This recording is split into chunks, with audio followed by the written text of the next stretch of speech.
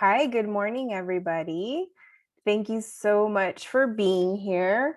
I really enjoyed reading your chat messages and getting us energized and ready to be in this space together.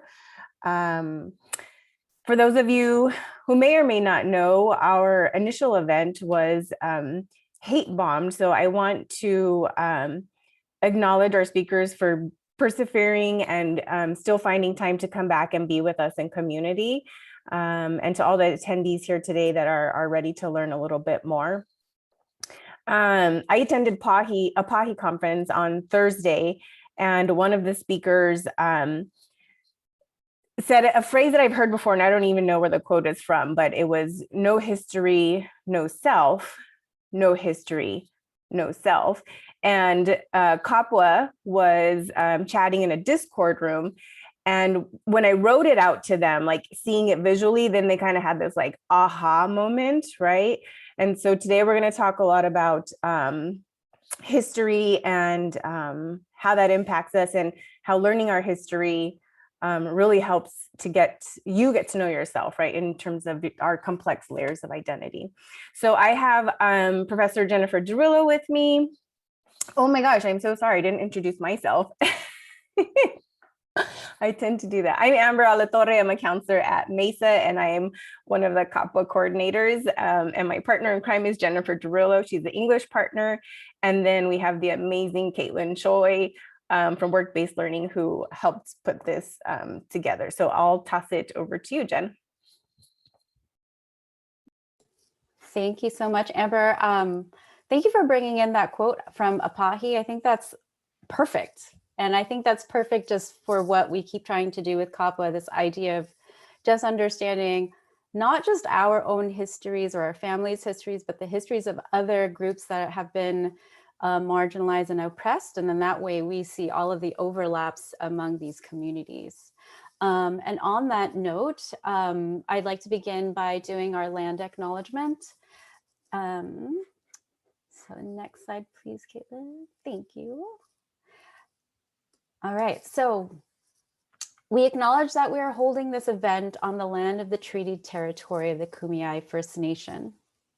At the heart of our learning community is the indigenous Filipino concept known as Kapwa, caring for the other as oneself.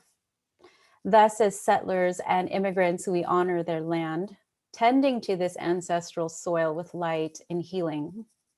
We acknowledge, protect, and uplift the humanity of our indigenous Black brothers and sisters because it is our humanity too. We are whom we are connected to.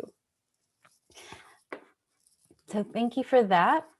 As Amber had mentioned, we were hate bombed when we tried to do this event in February. And then, wouldn't you know it, since then, there has just been incredible mourning and tragedy and trauma since that, which now that I'm thinking about it, it's terrible, right? To have had that hate bombing happen. And then in between that time and today, there's just been relentless violence toward the Asian American community. So with that, I'm going to turn it back to my partner, Amber, so that we can acknowledge a moment of silence. Thanks, Jen. Yeah, so we just wanted to take a moment of silence to recognize and honor those who have been, who've lost their lives.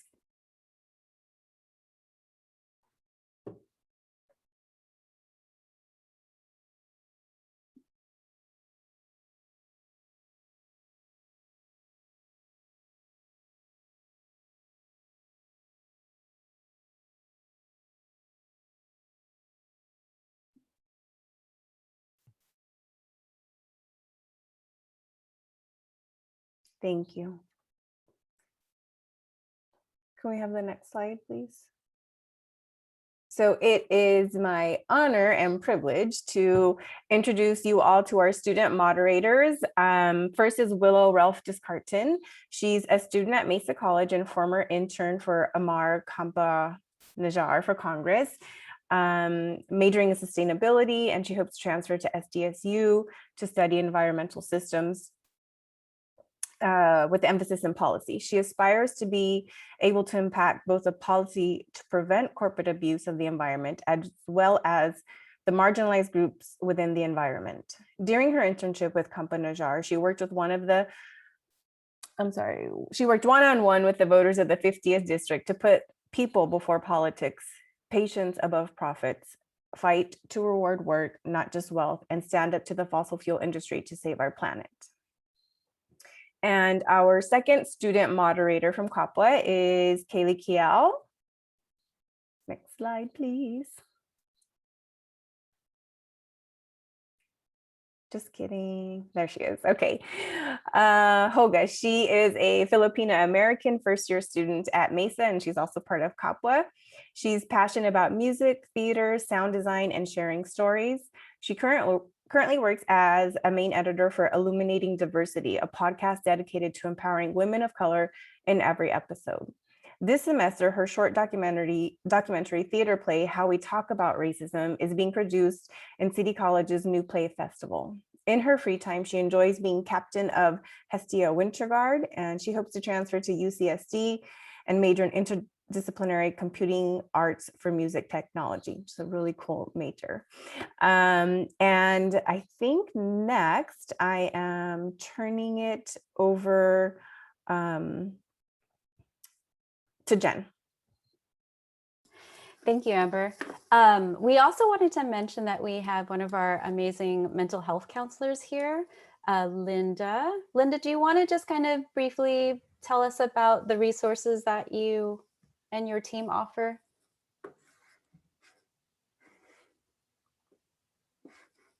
Is she here? Oh,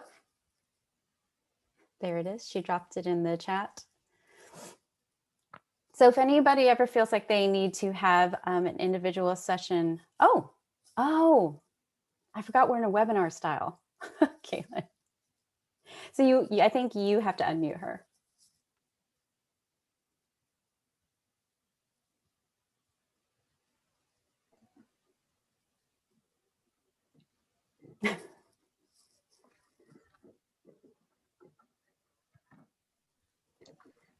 Okay, Linda, you're good to go. Okay, I don't know if you all can see me, but oh, and I'm trying, let me figure out how to put my face on.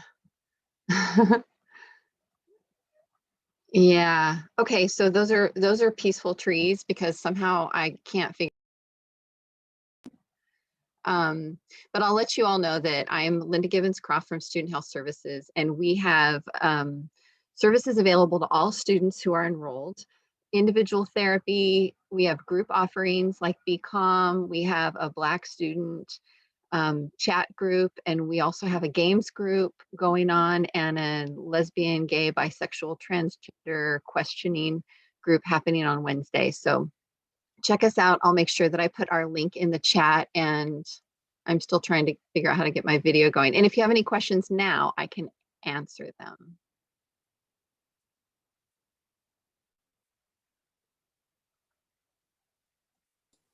Or if you have questions in the Q&A, we could also hold on to those questions. That makes sense. You. Yeah, thank you so much. Okay, perfect. Linda. Okay, yeah, you can great. put me back on mute. Okay, thank you. All right, so we have three awesome panelists today. We have Tamiko Nomura, and she is actually a friend of mine, and she's just amazing. The writing she's been doing has just kind of opened my eyes to this idea of like how much of our history is not just in our lives, but carried in our bodies. She's going to talk a little bit about her, well, we'll hear from her, you know, based on the questions that the students have generated, but she is an amazing author and writer. One of the newest books that has just come out for her is called We Hereby Refuse. And it's this awesome graphic novel about the Japanese internment. And then we have two amazing siblings, Noah and Hana. And they both have a podcast called Campu. And they are going to be on this awesome panel as well. Oh, yay. Thanks, Tamiko. I was just remembering when we were going to do this at first, it had not been out yet. So now We Hereby Refuse is available for pre-order. Awesome. Okay, so the format will be Kiel and Willow will walk us through the questions. And then if you want to drop in your own questions, there's a Q&A button and we can do it that way. And then we also have some other student generated questions that we hope to have time for near the end. All right, so Kiel and Willow. Thank you guys for the wonderful introduction. Kiel and I are going to take turns asking the panelists some questions. And I'd like to start with what inspired you guys to talk about the Japanese camps?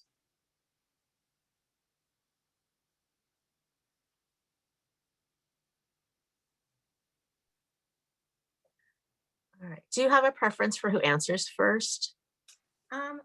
Whoever would like to speak first, you guys could probably also go in the order of the panels on the slides if you'd like. I'm kind of voting for Hannah to go first because I know she needs to leave early.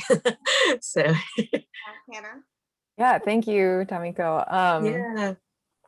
yeah. Okay, so the question was, why did we start to talk about them? Well, I think for all three of us, probably it's that we have family who were in the camps. And so I think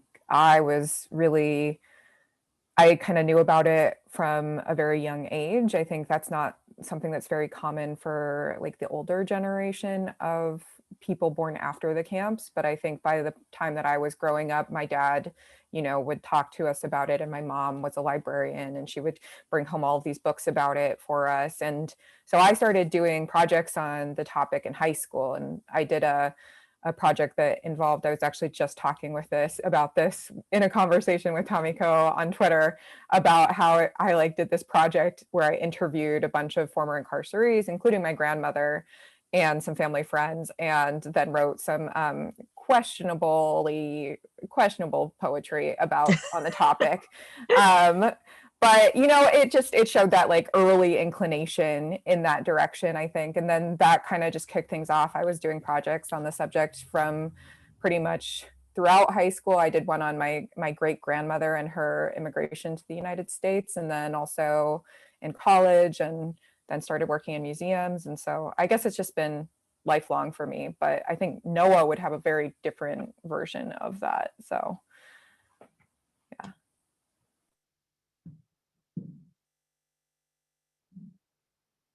Should I go or should Yeah, Tamiko definitely. Now? Okay. I obviously shared a lot of the same steeping in the history. And I remember from a young age that I was pretty well aware of a lot of first-person accounts that my grandmother and grandfather had been in there, that this history had affected my family in a very real way, and there was still a lot of pain surrounding that. I think what is maybe slightly more interesting is what inspired me not to talk about the Japanese camps, because that was in elementary school. I read a lot of the things that my parents wanted me to read at that age, and I was very aware and angry and knew about it and experienced a lot of pride in it. And then thinking back on it, once I got to, I guess, the middle school age of trying to blend in and be normal and everything, it stuck out to me that my experience didn't fit in with everybody else's, and it didn't matter to everyone else in kind of a real way. And I internalized that in a very strong and very negative way. And I really did not want to be Asian American, honestly. I'm half Japanese American. My mother is white, And I really resented this not being, even not being perceived as Asian American by other Asian Americans, because I don't look purely Asian American. And then also not being white. So I was kind of caught in this uncomfortable middle. And what inspired me to really dig into this history, frankly, is Hana, who has continued doing research into the topic. And when the pandemic started, we had talked about doing a podcast, and really this podcast has been my reason for being immersed in this. And her knowledge, her brilliance is what is behind all of that. Sorry. Aw. Can I ask where you guys grew up? A rather unusual place for Japanese Americans, Washington, D.C. Right, that's what I thought. I just feel like that really affects so much of how much we know to talk about it, or how much we know about it, even, right? The function of where we live. Because for me, growing up in California on the West Coast, not far, right, from assembly centers and incarceration sites, right, and with a higher density of Japanese Americans, that I feel like that really affected my ability to talk about it, to delve into it, and to have resources for it, right, to know that.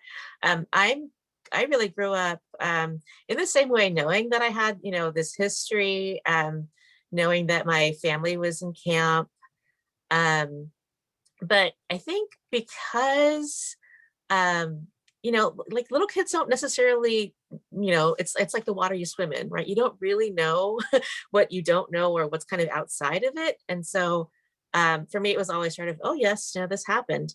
But then as I grew older, and I too had a librarian in my family. My dad was a librarian. So he brought me all the Asian American books he could. And this is in the 70s. I'm a little older. So this is in the 70s. So he found just about everything that he could. He found, books with Asian characters, some maybe problematic, some not so problematic. But I really remember the books of Yoshiko Uchida being really formative for me. And I still recommend them to folks. I think they're some of the best books on the incarceration, both for kids and adults. And so when I was in 5th grade, I actually got to meet Yoshiko Uchida briefly at a luncheon for, basically a district-wide book club that we'd read her latest book, Journey to Topaz. And after that, my dad actually came to my 5th grade class and talked about his experience being incarcerated as a young man, really 10 through 14. After that, shortly after that, maybe even a month or two after that, he passed away. So it was very young. I was very young, and I think a lot of what I've done around camp history has not only the roots in wanting to get closer to my family history, my community history, but also I think to try and be closer to him, having lost him so soon. That's really inspiring, really. I think all of you kind of touched on this, but our next question is, how did you first learn about the Japanese internment, and how did the history of the camps affect you growing up? And again, whatever order you guys would like to go in. I should go, really. Oh, okay. Thank you. Yeah, as Tamiko was mentioning, I do have to leave a little bit early at like 2 o'clock. So that's why I'm cutting in early and stuff. But yeah, I think it was just, again, we just learned about it from our parents. And, my dad, I think he didn't really talk about it overtly, but we knew that he was doing work on it. So one of the things that he was doing was helping get the sites designated as National Historic Landmarks. Wow. And so he would kind of tell us a little bit about that work when we were growing up. But I do feel like, we were mentioning Yoshiko Uchida, like one of the first books I read about the camps was The Bracelet. And I think that that story of friendship just really resonated with me. I'm not sure. And I think it just like in the back of my head was like, oh yeah, and that's what happened to grandma and grandpa. Even though, you know, they never talked about it.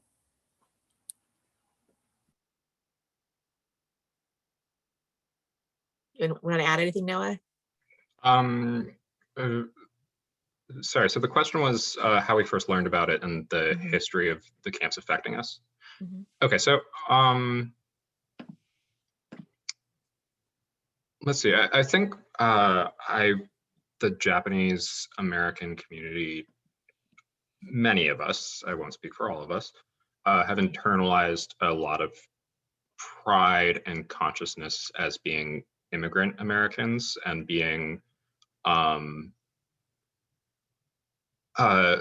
sympathetic to people who we feel are unjustly incarcerated or discriminated against.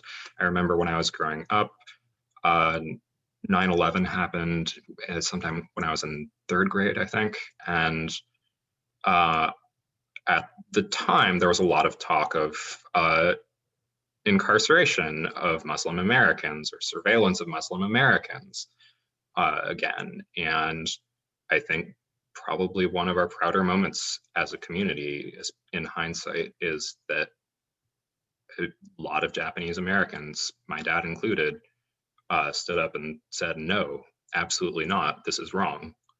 And I think I did say that I felt distanced a little from the Japanese American community, but a lot of those values really did stick with me. I think one thing we talk about in the first episode of our podcast, not to plug it, but is inherited trauma and specifically silence and not talking about that trauma and how that is a self-perpetuating cycle. And that extended to many other components of my life, mental health, and comes to mind, identity, obviously. And I think the history of the camps in ways that I didn't even understand really did affect me. I think it really is. I think I've been in a certain amount of grief about camp, and it's taken me so long to acknowledge that it's grief. And because most often it manifests itself for me as anger. From a very early age, right? Kids think about anger and social justice. And so in some ways it's kind of easy to think about it. But the more I learn about camp history, the more I know that there is so much more that I don't know, and all these stories that I haven't heard, partly because of that legacy of trauma and silence. So when I wrote the essay that folks read, or might have read for today, How It Feels to Inherit Camp, I was actually in a very deep state of grief because I had just lost my job. And I was trying to turn from that grief. And I was also trying to figure out what it was to connect mental health with physical health. That was a really big part of my journey. And so that essay has lots and lots of physical sensations because I was making that connection in some ways for the first time. And then as an academic, you tend to live a lot in your mind. Hannah knows this very well. And so to connect that with some of the physical sensations of grief, I think was actually a big step for me.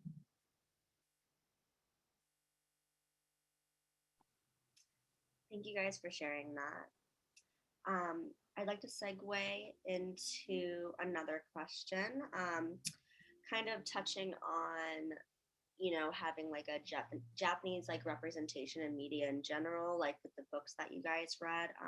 How difficult has it been to know that these stories are not fully acknowledged in specifically our textbooks?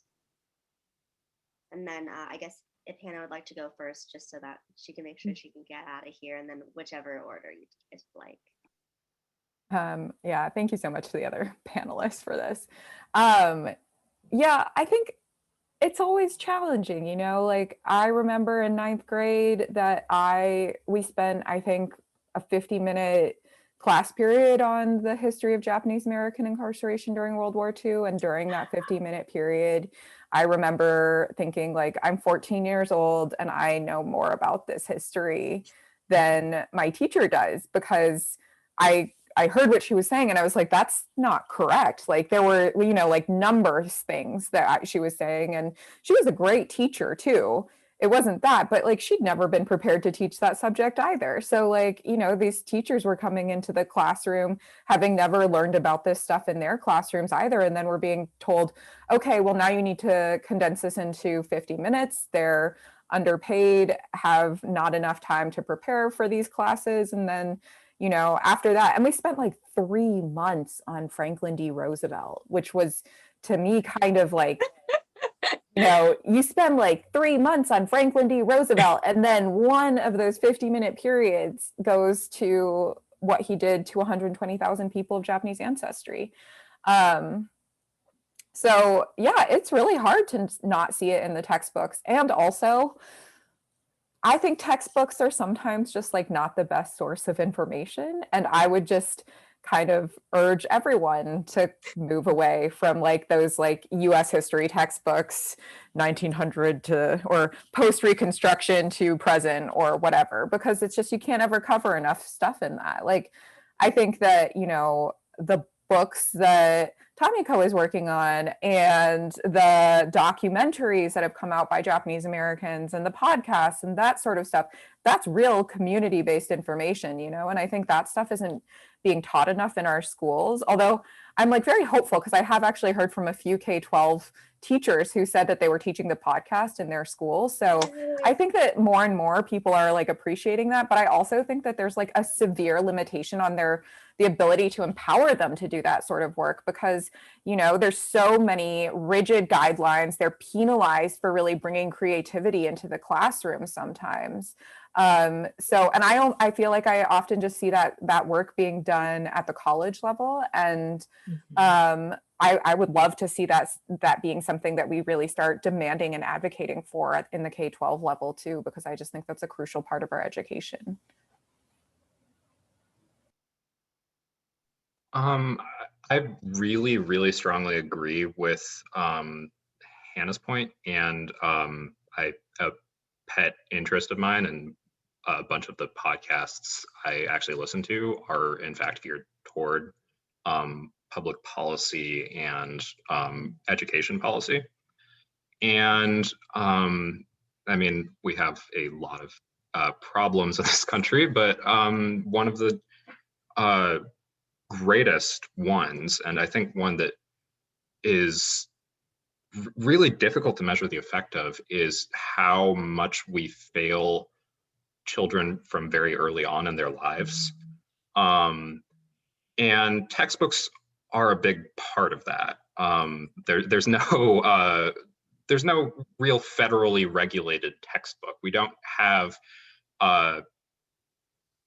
we're not working from the same canon of information, which has led to certain problems. For instance, where I live in Washington, D.C., a few months ago at the beginning of the year, when certain misinformed individuals decided that it would be a great idea to commit treason.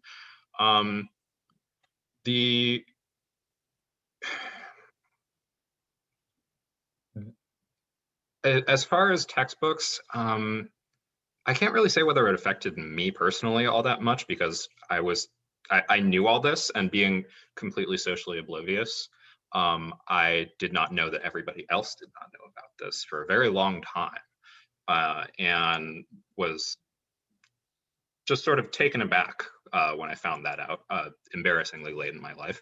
And I think a lot of people get kind of the Cliff's Notes version, as in incarceration happened, bad. Some people don't get the bad part, but I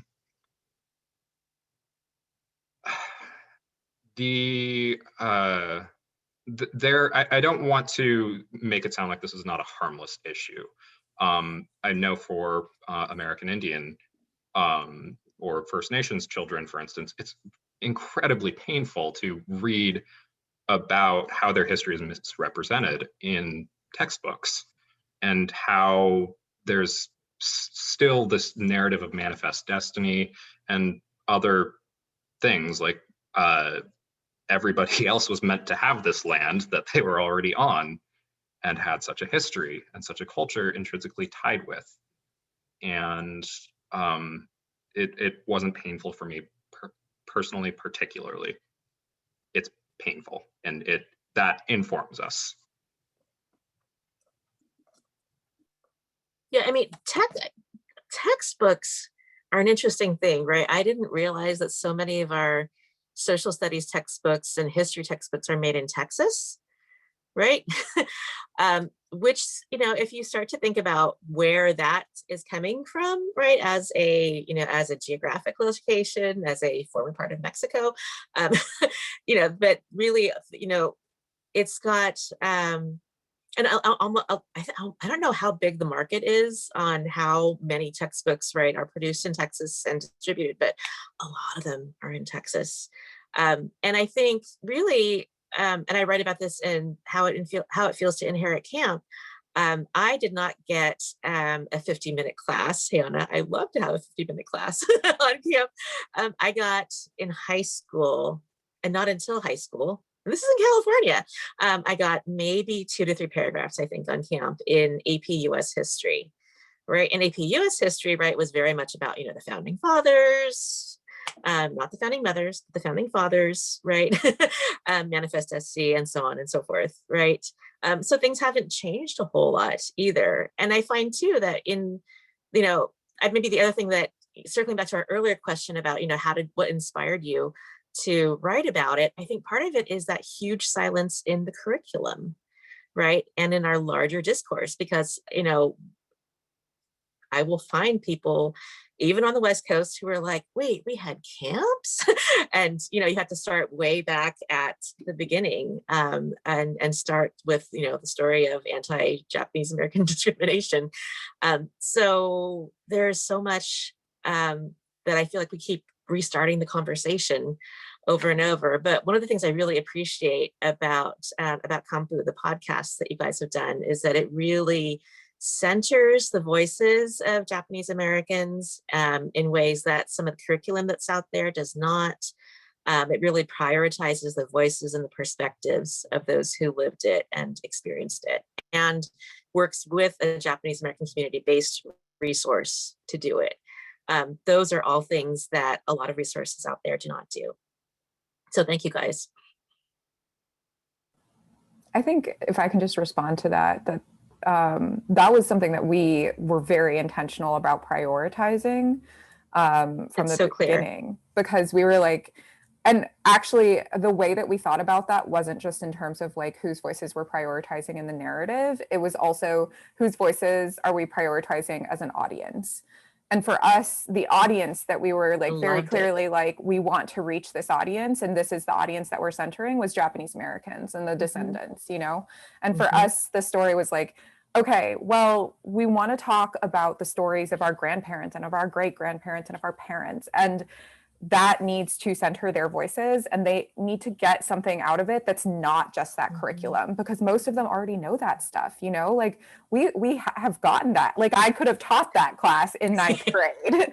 I know, I feel so steeped actually in stories and voices about incarceration, right? Because I've been pursuing it so actively for so long, right? That I sometimes, and I write about this too in the essay, I kind of feel like, you know, really, we're starting back at, you know, Pearl Harbor again, huh? Okay.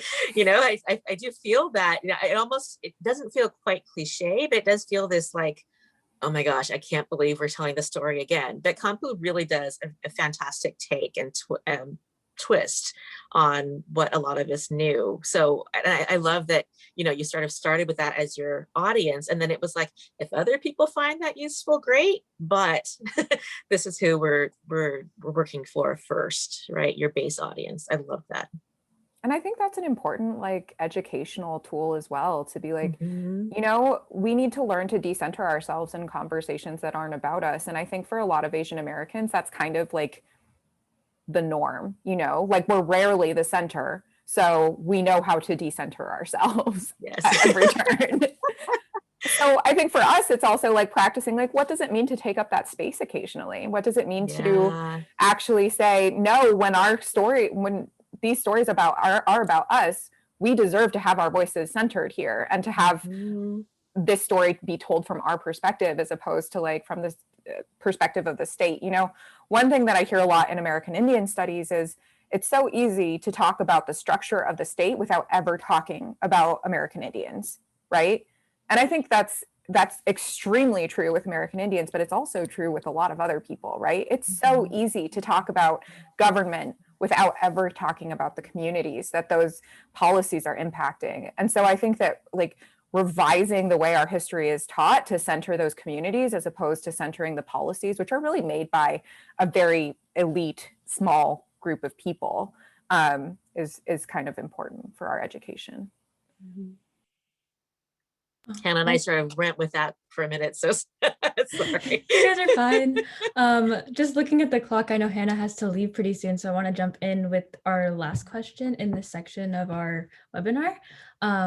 How can we influence generations to do genuine research instead of simply accepting what has been handed to them in school? I think teachers are huge in that, and I think parents are huge in that too.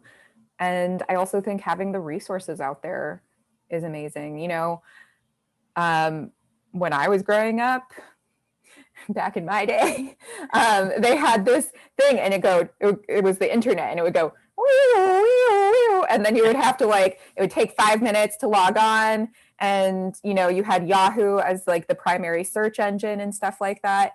And now, you know, that stuff is at the tip of your fingers. You can have it in an instant, right? So like making those resources just like extremely available. I think we're also in a moment where, you know, with social media, it's so much easier for people to get their voices heard, and to not have to go through these channels of like, someone wrote a review in the New York Times, and that is why this piece deserves to be read. As opposed, now it's more like, someone read this piece and posted it, and now it's getting a bunch of shares. And you know what? People are finding this valuable, not one reviewer in the New York Times. Ordinary people are finding this valuable, and that's why we should be listening to it. So I think, you know, I actually think social media is like a tremendous resource for education. I come from a social media background, so you know, I'll plug social media. I think it can also be pretty terrible sometimes, but like, I think that for the most part, you can really find your way into important conversations, and it can be a tremendous tool for listening as well to conversations that you know you need to be a part of, but that you aren't already. So yeah, I think the resources are out there, and we just need to like find ways. So many. It's really not for lack of resources, people. Yeah. It's really not that. It's not that. It's the awareness of having to use them in the first place. I think. Even like Densho has like curricular tools. Like even if we're talking about like teaching stuff, you know, there's so many curricular tools out there that don't rely on textbooks, you know. So like going out and finding them. I mean, it is an extra piece of work, but it's so important. I do have to sign off now, but thank you so much for having me. And Tamiko, it was so nice to get to be in conversation with you briefly, and I hope we keep doing this. So I know, I hope so too. So great to see you. Yeah, you too. Bye. Bye. That leaves me, right. So I think, first off, I think research, important, obviously. Teaching young people how to do good research actually is a focus of my girlfriend who teaches 6th grade. And one thing that's become increasingly clear, especially since 2016, is that the internet is not only a tool for information, it is a tool for misinformation. And it's nice that, I guess, Wikipedia is basically, I guess, our informational Bible, and we all just kind of resort to that whenever we want to look something up. But it's also misused a ton. There are inaccuracies in research that are constantly reprinted everywhere and just spammed in headline after headline in every single Google search that you do. I think it's important to be conscious of the fact that we are writing far more information than we ever have as a human race, and it's not going anywhere for some amount of time, and it's there are these misinformations that build upon other misinformations. How does Trump's 2016 crowds being larger than everybody else's and larger than the entire population of Maryland work? I don't know. Did that prime the believers of QAnon to accept misinformation and prawn misinformation? And then all of a sudden, the pizzeria down the street is apparently where they drink fictional chemicals from babies. Yeah, kind of. Lies get built upon each other, and it's important, I think, more than many teachers realize and many parents realize, to teach young people about how to distinguish good sources from bad. I think it's also very, very important in the steps before the research to make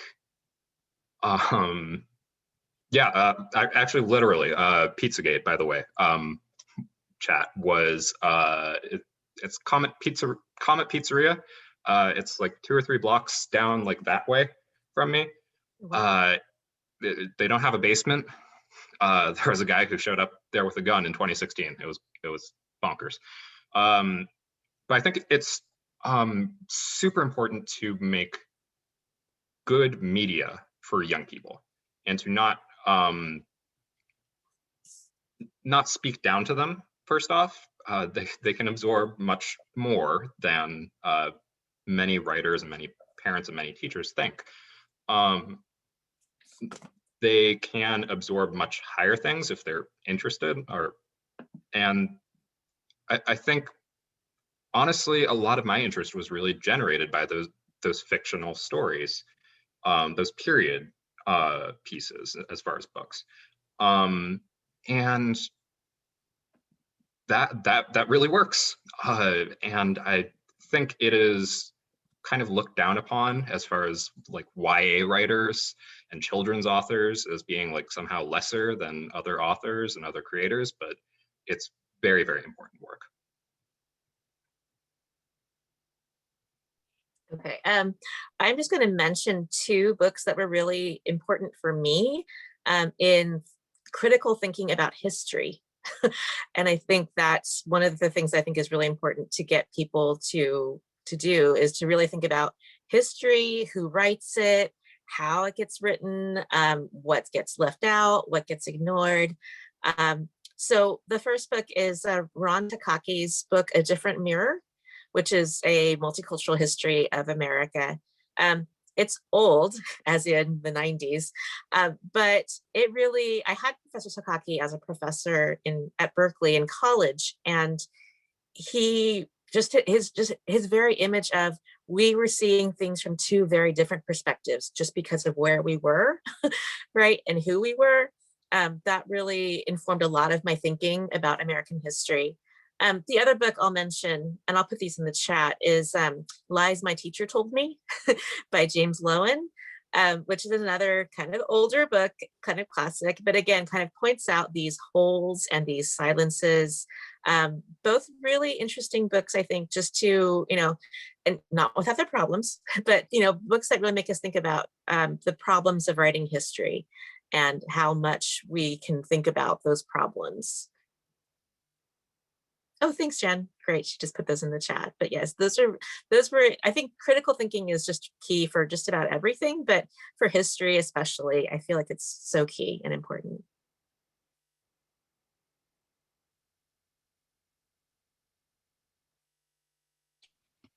Excellent.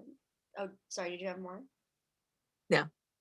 So Okay, thanks. well, thank you guys so much for talking so much about that. And I'm glad Hannah was also able to answer all the questions. So I think we're going to pass this off to Jen now, I believe, for some, if we have time for Yeah. whatever we have next. Thank you so much, you two. That was really, really great and so inspiring. I kept dropping stuff into the chat, so hopefully people were able to catch that, like links to the podcast, to the essay that sparked our friendship, Tamiko, Oh, the one in Kartika. Yeah, we have, so I wanted to hand it over, see if anyone from the audience had questions, and we have one in the Q&A button from one of our Kapwa students, Amari. And her question is, what do you believe should happen if a situation arises again and history may repeat itself?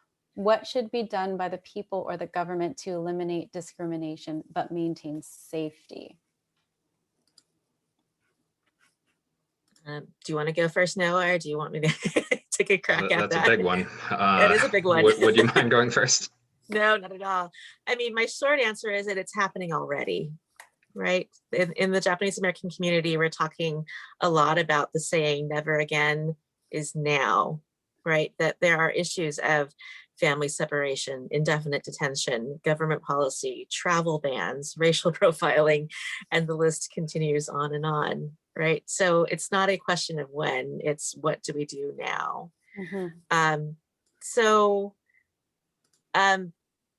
Education is always one of my things to go to. It's not going to be enough, but I think for me, what's been helpful is to figure out my lane, as in where can I contribute? What is the best way that I can do it? Is it writing? Is it creating conversations? Is it being in the streets? Is it making protests? And is it maybe joining organizations on the ground with places and communities who are already doing the work, not kind of swooping in going, let me go and save you, right? To really partner with folks who are already doing important anti-racist social justice work. Thank you. As far as safety, I mean, this is obviously a bit of a less safe country than many, as far as the developed world. I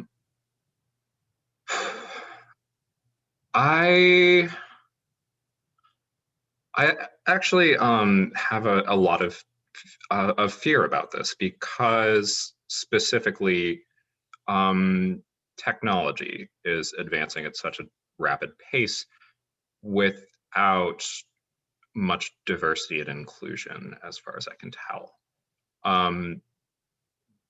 I think the social justice component of it, of getting angry at things that deserve anger, and the work on the ground is so important, and helping others is honestly good for the soul, if there is such a thing. But one thing I want to point to is just the perniciousness and the sloppiness of artificial intelligence as a tool for policing, for instance, where it inherits the biases of its programmers, of the people using it over time. And especially if we do not broaden these conversations and force these conversations onto large companies like Google that employ very few Black software engineers or Native American software engineers, or just, and especially actually people in the C-suite, the owning class, these things are going to get built and compounded upon each other. And they already are. There is a worrying to me amount of trust in artificial intelligences. Having actually had to program a few for classes that I was in not so long ago, but what seems like a lifetime ago in 2019. These aren't that good. They aren't that reliable yet, and we're going to develop better algorithms. But I think it is worth being very, very cautious about technology and how we're using it, and understanding that this can be employed for activism and for good purposes and for making the world a better place, and it is being used for that. It is also being used for very, very nefarious things, and these things have not reduced the inequalities and inequities in our society. It's increased them since their development.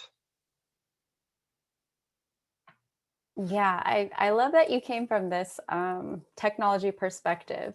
So what I'm also kind of hearing is this idea of just like, we need more BIPOCs in multiple spaces, right? So, I mean, something that I've been working on with a couple of colleagues is this idea of like abolitionist teaching, right? And we're talking about this is something that has to happen beyond reform. It's like abolishing a system that has been around for way too long, and it's doing exactly what it needs to do, but that's not what we should be allowing it to do, right? So that there is this idea of like, I mean, this is such a great question. I mean, unfortunately, it's going to have to take like this extremely united front to make sure that history doesn't repeat itself.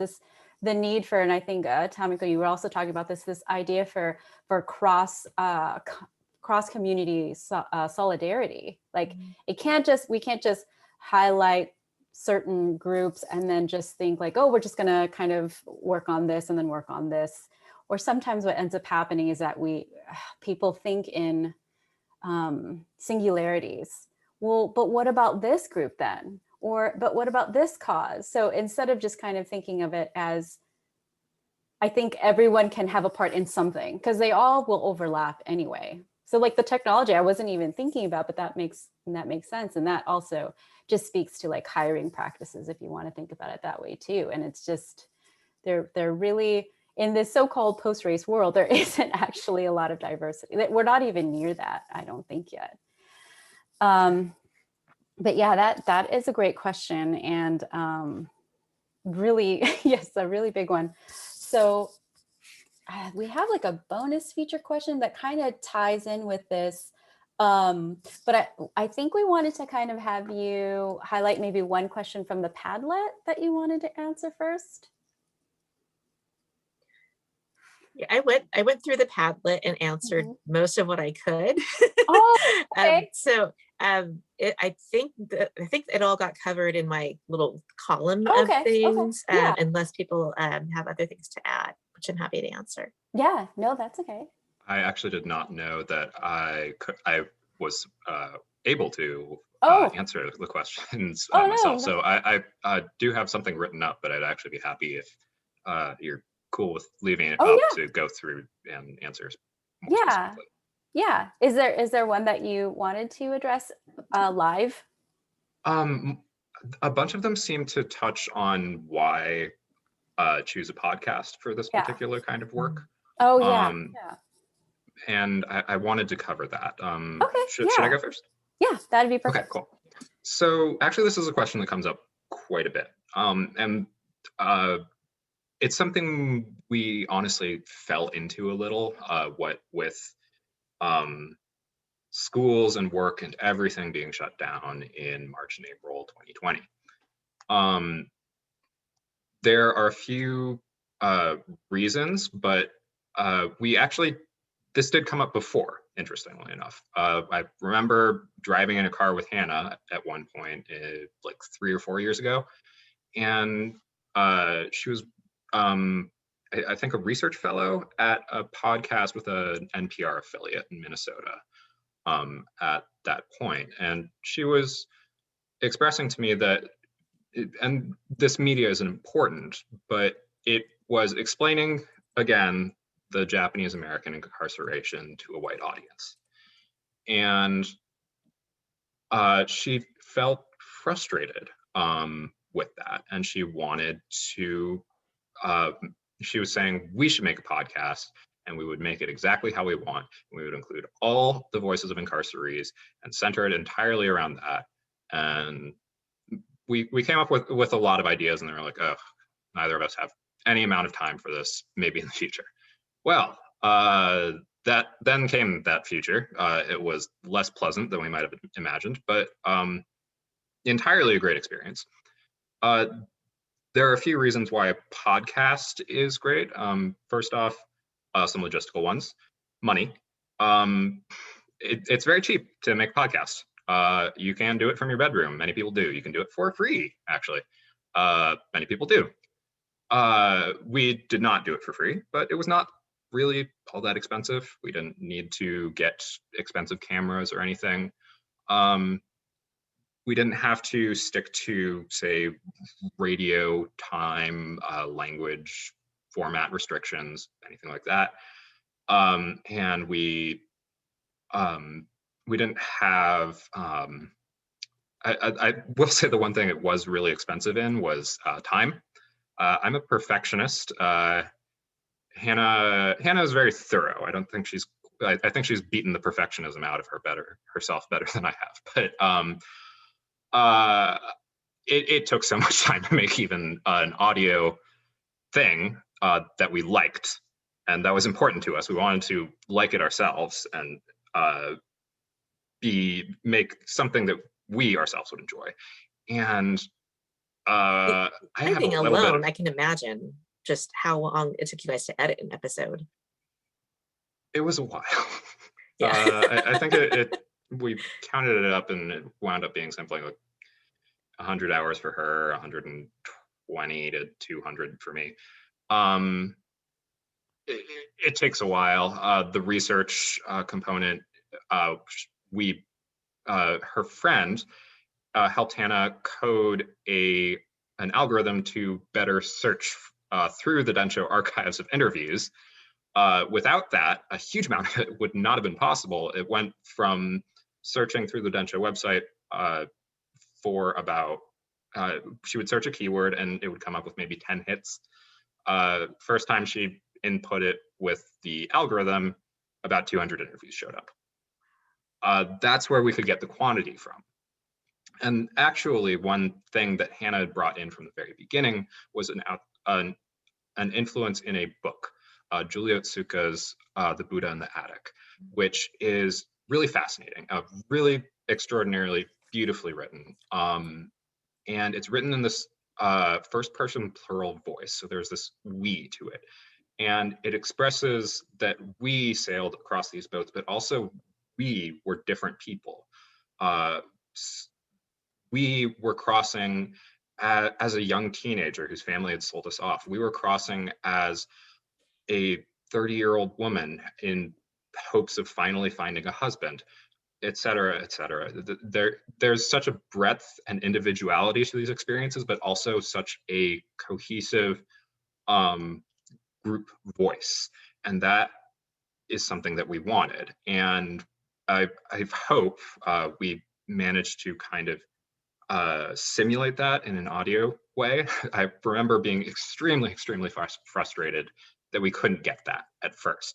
And we took so long with the first episode, and I have no idea how Densho maintained their patience with us, but we eventually stumbled onto something that I think comedies and cartoons occasionally do, which is cut from one character talking about something at the first part of their sentence, and then at the other half of the sentence, there's another character in another scene, completely different from the first one, to comic effect finishing the sentence for them about a completely different topic. Mm-hmm. And we tried to find the things that the incarcerees were talking about and connect them and find the cadences and rhythms and group voice in that. That was a turning point really for it. And I think it's what really informed the podcast. To return a little from that tangent, there's very little gatekeeping or pressure to expand beyond a niche in a podcast. As a general rule, there's been very little interest. I think, as many of you can imagine, in APIA stories and perspectives outside the community, beyond really like Cliff's Notes versions. We didn't have to misrepresent what we found or what we experienced or what we felt to fit those outside interests. And we worked with a great organization in Densho that shared a lot of our values. And as I think many questions included a why not video component, which I get.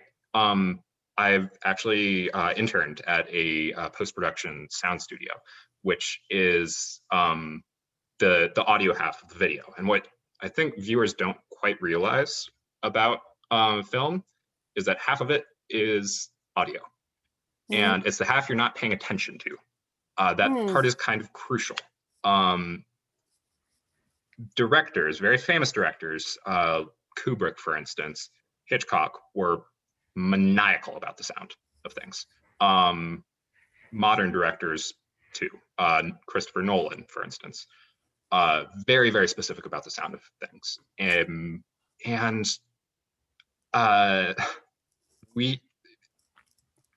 There's a psychological component to this, I think, where visual versus auditory information, honestly, I'll frame it as a very simple question. Can you meditate while watching a video? I can't. Video is very literal, very explicit, and it's kind of totalitarian in regards to your attention span, particularly audiovisual video. And audio leaves more room for dialogue and thought and for closing your eyes and getting the experience. The video, completely irrelevant. You don't have to pay attention to how someone's talking, the fly that's buzzing in the room, et cetera, et cetera. All you're getting is the audio. And I think that's really liberating for a lot of people. A lot of people listen to podcasts on commutes when honestly they have time to be thinking about just stuff. And that is not really the case with video. I don't think we intake those mediums in the same way at all. And I want to say maybe we kind of stumbled into podcast by accident or by default, but I'm really glad that we did.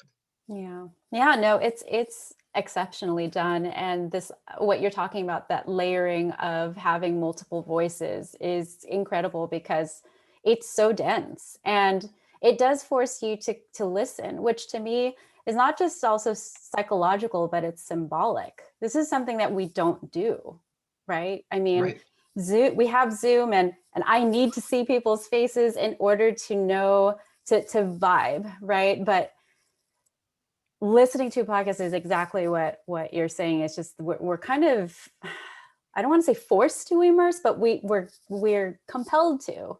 Because the content. I feel like podcasting and audio formats are more intimate. Yeah, because it's right here. Yeah, it's right here. Like the voices are literally like in your head. Yeah, you're in my head right now. Yeah. So exactly. I actually want to kind of like go to your project, Tamiko, because you know this idea of just listening to a podcast. Your project is a graphic novel, so. In that sense, I mean, now we've got that visual element, so it's like totally visual. And no audio. So I guess my question for you would be, because you're your writing is so engaging. What inspired you to kind of take it to that realm, to the well, quite honestly, we were hired to write a graphic novel, right? So I was like, all I know is that there's a project about Japanese American resistance. I want to be on this project if I can, having read graphic novels, but certainly not having written any. So it was a learning curve for for a lot of us really on the creative team. My co-writer, Frank Abe, is a documentarian and a journalist. So he's very used to thinking cinematically and thinking, you know, and not to mention the 40 years of archival experience that he has with incarceration history. But for us to actually translate a lot of that into a graphic novel was a huge challenge. So it took us longer than I think any of us thought it would. It took us close to 4 years to finish it. Yeah, okay. But I love it because the graphic novel, I love that format because it has such a great audience crossover potential, Yes. kind of like the podcast, right? In that, you know, kids from 6th grade on up through adults can pick up a graphic novel, not necessarily rely on a textbook or you know, or a documentary. They can, you know, kind of work with it on their own time. Unlike the video audio formats, which kind of, you know, demand that you're there and being present in different ways, right? You can kind of pick up a graphic novel, read pages, put it down, but also engage more than one sense, right? Through the text and through the visuals that we have going on. Yeah, no, I was going to argue that, well, not argue, like, I don't want to fight you about this, but no, I was just going to say that actually graphic novels, you're immersed in that too. It is also really meditative, right? There's a difference between you just watching a documentary and reading a graphic novel for, you're still dealing with scenes, and the reader still has to engage, like what, you know, Scott McCloud is talking about, like what's in the gutters, like how are you going to fill in this gap that we're not providing to you? So I think like both of you are engaging in a form of storytelling, or engaging in two forms of storytelling that really connect with the reader and has the reader engaged and be an active participant, which is something that we don't always see. And I definitely feel like this is pretty integral to stories by BIPOC folks, Black, Indigenous, people of color. Like, this is how we tell stories, right? It's about having a connection with your audience. And so these multiple forms that both of you are engaging and exploring, to me, just kind of, it makes sense that we're doing such different takes on telling our story. I mean, I want to get into this question about like having to write for like a white audience, because I always feel like the onus is always put on BIPOC writers to think about that, but we only have 5 minutes and that feels like a whole thing. But we had a bonus question that I don't know, maybe you guys could try to answer it in a minute, like a lightning round question. Yeah, a speed one, but I don't know, let's try it.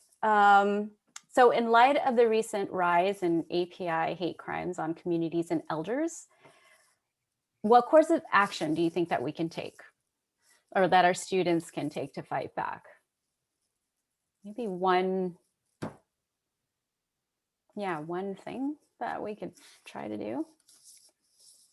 I think I can still pass for young. Nobody called me old.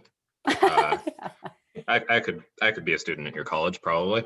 No, I think as younger Americans, especially in tailoring this to the college itself, one thing that didn't strike me really at all before working on the podcast, but has afterwards, and definitely in light of the attacks, is the perniciousness, the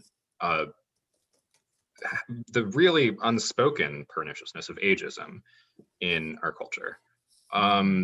That there's a sense that we don't really respect very old people. They're doddering, they've been around forever, they talk really slow, they can't pronounce S's and things right.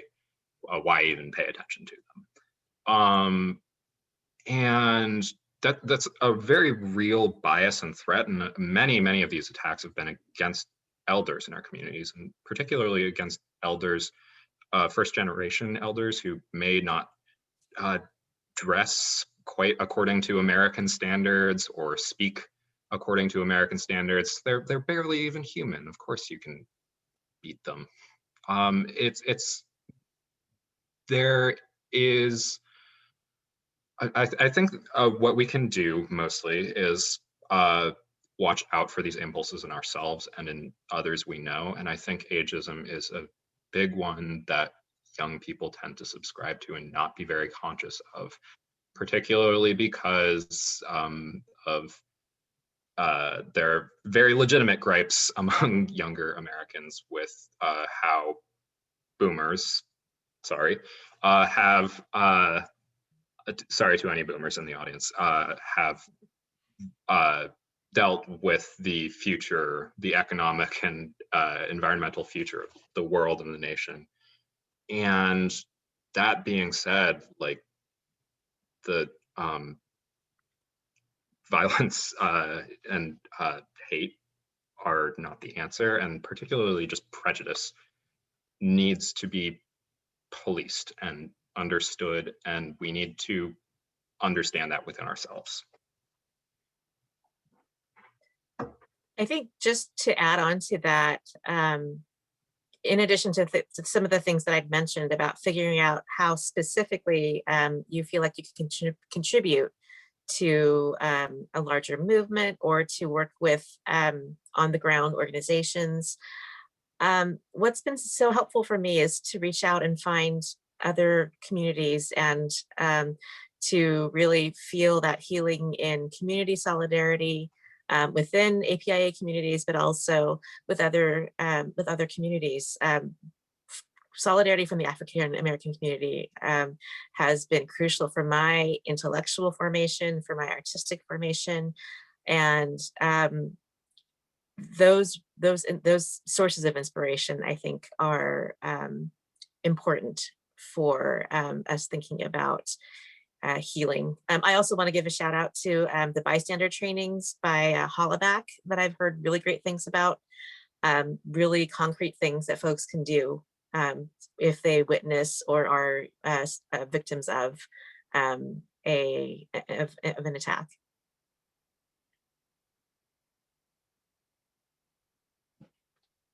Sorry, I lost you there for a minute. I was like, I was trying to look up, I was looking up Hollaback, and then, yeah, I lost your window.